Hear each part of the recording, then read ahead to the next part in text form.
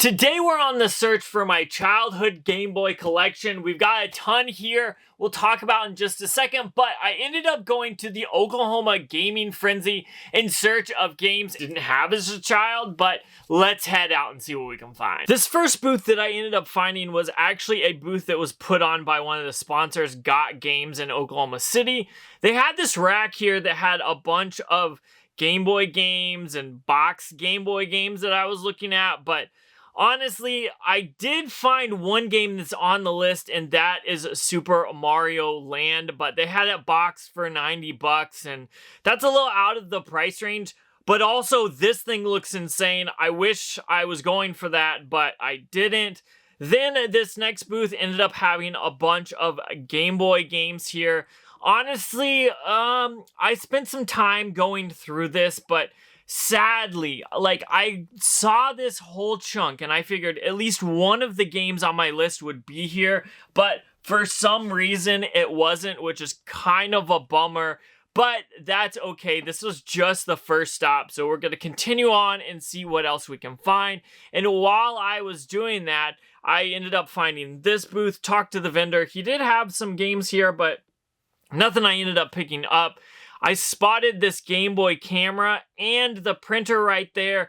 These are pretty cool to see. And I found the cartridge slot cleaner, which was cool. And in this glass case, there was a few Game Boy games at the top there, but nothing on my list. But I did find Pokemon Blue box, which is crazy, but that's a little bit out of the budget for this video, so I had to leave it behind. I did find this table of games, however, and I ended up checking it out a little bit, and I did end up finding something I needed, and that was a Pokemon trading card. I guess it wasn't on the list, but I still had to have it because this is one of those games I loved as a kid. Now, I know it didn't make it on my list, but when I saw it, I completely remembered that I had this game as a kid. Now, it wasn't like the top 5, but it was a ton of fun. Like, you could play the trading card game on your Game Boy, which was crazy to me, and I didn't know that many people that had this back in the day, so it was one of those games that I absolutely loved to play, but no one I knew had it, so it was kind of special to me. But it's worth 25 bucks, so when I saw it, I knew I was gonna grab it, and I couldn't pass it up. And because I picked up Tetris, that means I can finally mark it off the list, and hopefully in the next booth or two, we can find some more Game Boy games that I don't already have. Then this next booth actually had some Game Boy games, and one I'd never seen before, but I didn't end up picking it up. Then I saw a Pikachu just roaming the gaming convention floor, which was pretty cool. This next booth actually had Pokemon Blue, but I didn't realize it until I was looking back at the footage. I must have just been distracted, I guess, or something. Then I ended up heading into my buddy Nick's booth.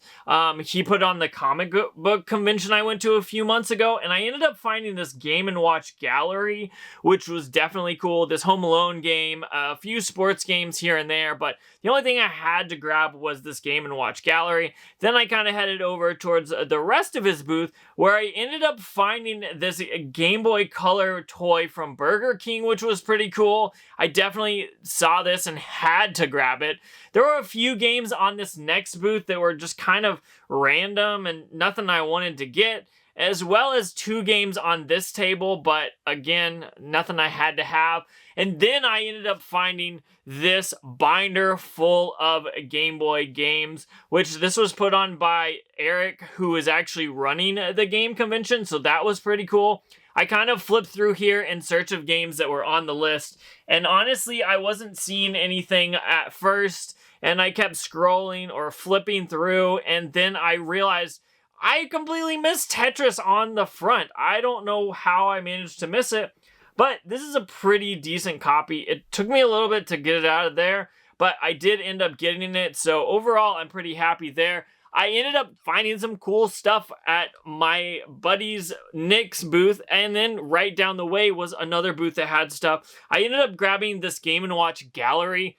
Again, here we are buying games that aren't on the list, but that's okay because this looks like a ton of fun.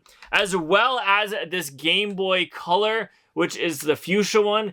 And when you push up on the D-pad, it actually changes the color on the screen. And then if you flip it back, there's actually a little cartridge of a what is that? Clefable? I can never remember the difference. And there's also a pouch on the back where you can actually keep more games, which is kind of cool. This thing caught my eye and I knew I had to pick it up. And then last but not least here was this Tetris. Now Tetris is an amazing game and there's a ton of copies, but I figured I'd pick this up because he was running a good sale. The guy who was running this, Eric Mers, was running like 30% off on everything. So this was $12 down to $9. So I couldn't pass up on that. This next booth actually had a bunch of Game Boy stuff here in the corner. So I walked back there and I noticed they actually have a Game Boy Pocket here. So that is good. At least if I have to, I could come back here to get a Game Boy Pocket. I'm looking for the blue one, however, though. Then they had a bunch of games, but none on my list, and I realized I also don't have a Zelda game on my list, which is kind of interesting. But here's where it starts to heat up. This is a dude I've bought from before at Retro Fest, Arkansas. Definitely an awesome dude. Every time I talk to him, he gives me great deals. He's always cool. Absolutely cool dude. But I said, hey, I'm looking for Game Boy games. What do you have? And he pulled out a ton of different games. And actually a few of these, as you can tell, are actually on my list of things that I'm going after. So I ended up striking a deal with him and ended up getting 3 games here. I ended up getting Pokemon Blue, Kirby's Dream Land, and Super Mario Land here. And as you can see, I am very happy to be adding these games to the collection. Kirby's Dream Land is a ton of fun. I absolutely still to this day love playing it. And Super Mario Land, I feel like gets a bad rap for whatever reason. I think this game is phenomenal. Now, there is a little label damage, probably from people grabbing it and pulling it out of the cartridge, but that's not a big deal. And last but not least is Pokemon Blue. Now, I don't remember if he said the battery worked or not, honestly, so we're gonna have to try to test this out later. Who knows? But that means it's time to mark off more games from the list. We've got Super Mario Land here being crossed off, Pokemon Blue, and Kirby's Dream Land all at one place, which means we've got to find a Game Boy Pocket, then we've got to find Blades of Steel, and of course, whatever else we can find that's worth picking up. Then I walked around some more and couldn't find a blue Game Boy Pocket at all. I found a few Game Boy games here, but then I found so many Game Boys, and honestly, this is where I knew I was going to pick up a Game Boy Pocket because there were just a ton here. Now, I even found some Game Boy Micros, which are also a little out of budget.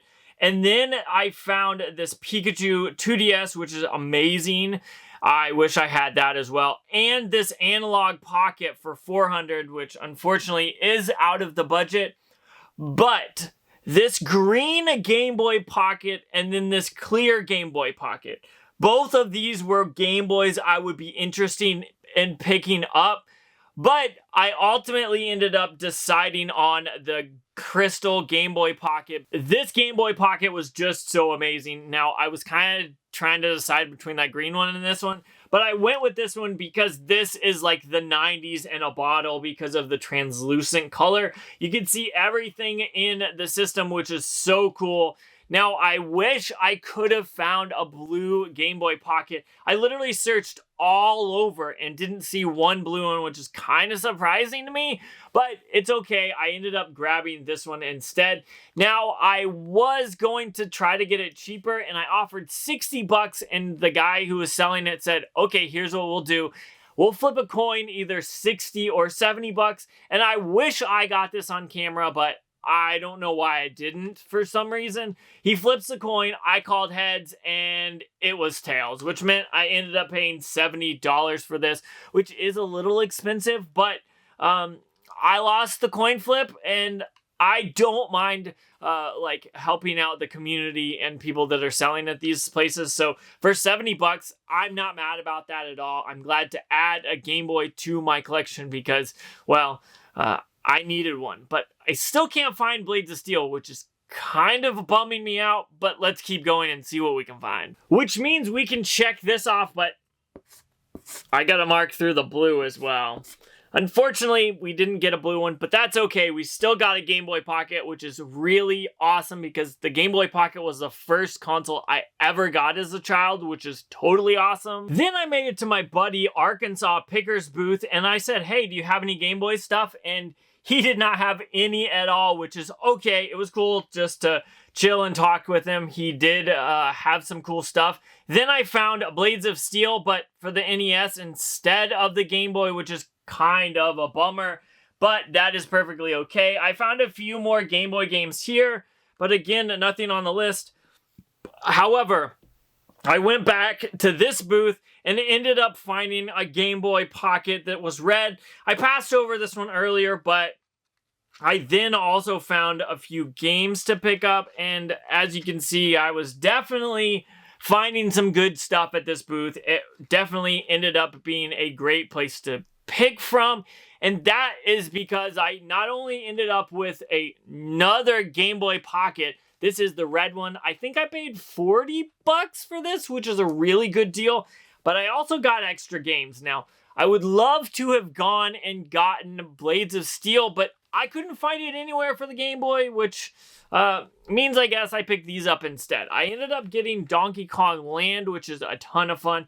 And then Harvest Moon 2 was on the table, so I figured, hey, I'd grab that. So I think I paid like $85 or $100 for these three games, but honestly, I don't remember. There was so much going on, but I'm glad to be doing this, and I think that allows me to mark off this random extra spot, but still, unfortunately, I didn't find Blades of Steel, which is kind of a bummer. But let's go ahead and talk about everything I got, because it actually ended up being a lot. First off, as you saw, I got two Game Boy Pockets, the red one and the translucent one. I'm glad to have both of these in my collection. I don't have either one of these colors. I used to have a red one, but I think I traded it back in the day, which is kind of a bummer. Then I'm going to count this as a Game Boy Color.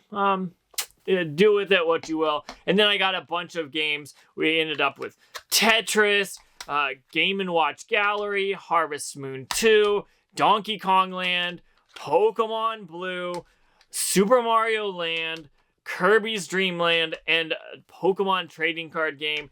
Now, honestly, all of this stuff is definitely cool, but we've got to see if both of the consoles work and if that Pokemon Blue actually it has a good working save battery or not. So let's check that out. Alright, let's go ahead and test this red Game Boy first. I'm not going to bother putting that back on just for the sake of the video, but we're going to go ahead and slap some batteries in this thing, get the cartridge in it, and let's see if this is going to turn on here. And it looks like it does. Tetris starts up. And there we go. I'm going to go ahead and just set it aside. Take the batteries out of it because I need those again. But then let's go ahead and test this Game Boy Pocket. But also, we got to make sure that that works. The Pokemon Blue, I really hope the save battery works. If not, that's not a big deal. We can always replace it, but it's always helpful if that is working. I'm just going to move some of this stuff out of the way here. We'll go ahead and plop this Pokemon Blue over, flip this over, and turn it on. And let's see. There we go. Looks like it's at least starting up. I'm going to angle it to try to give you some better view here. Come on. Let's get to it. Alright, so it starts up and everything's good there.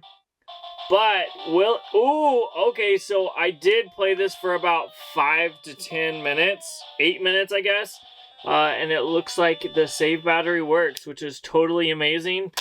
I pulled it out, tested it all, so I'm happy there. We got some good stuff, and everything seems to be working just fine. Which is just totally awesome. I'm definitely glad I headed to the Oklahoma Gaming Frenzy and ended up finding a bunch of stuff.